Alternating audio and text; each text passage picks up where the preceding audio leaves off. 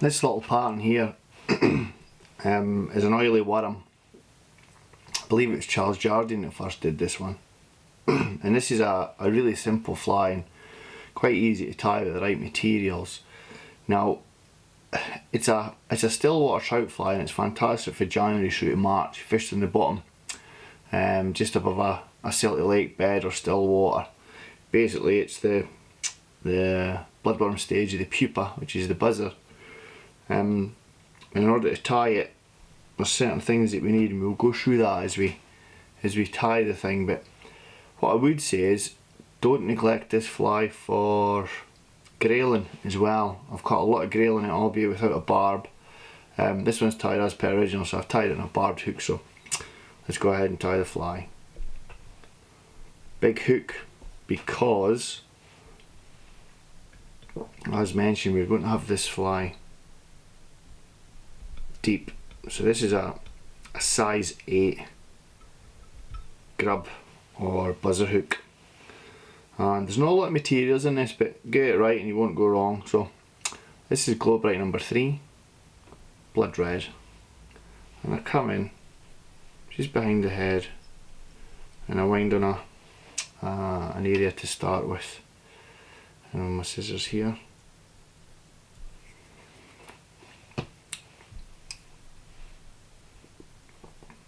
Now the stuff that we're going to use for the back, I've got 2 colours here. So this is the original, this is blood red, and I like this brown one. So that one that you just saw was the brown one, which is kind of like a bramblin colour, if you know your Alps worms. But this is larva lace for vineyards. Larva lace, ultra lace, it's all the same stuff. It's basically a hollow vinyl. Now if you're really fancy, you can stick some holographic through that, but to be honest, I haven't seen a massive difference when tying the fly, when fishing the fly, sorry. So just come in and catch it in. Now what we're going to do here is we're going to wrap this down, keep this tight, keep this under tension, and then just wrap it down on top of the hook shank. And you want to go halfway around the curve, the bend of the hook, about there. Come over everything. I'll go over this twice just to make sure it's even. So touch and turns down the hook shank.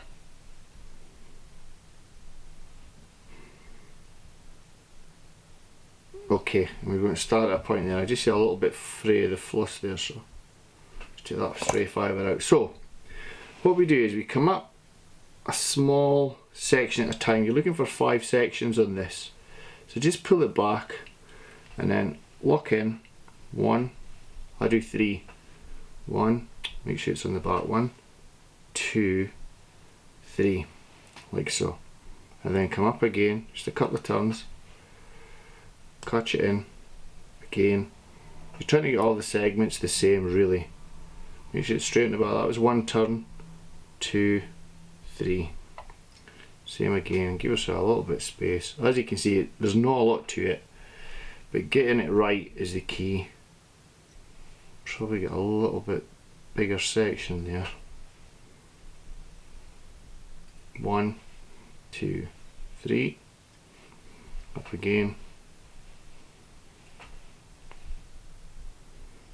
1, 2, 3.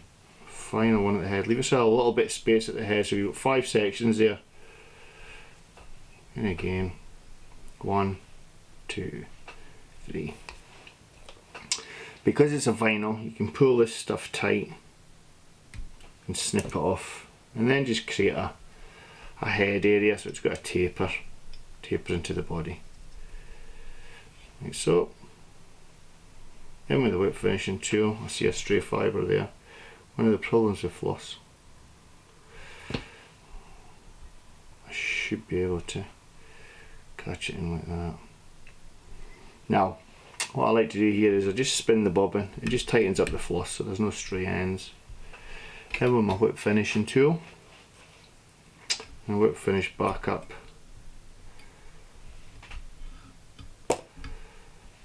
And with the scissors.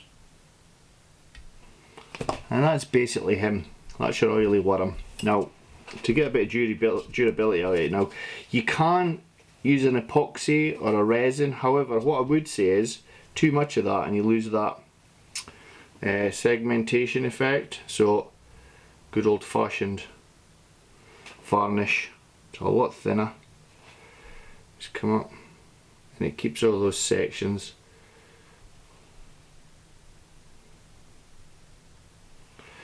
prominent. Just make sure I'm covering everything there. And it's all nice and smooth.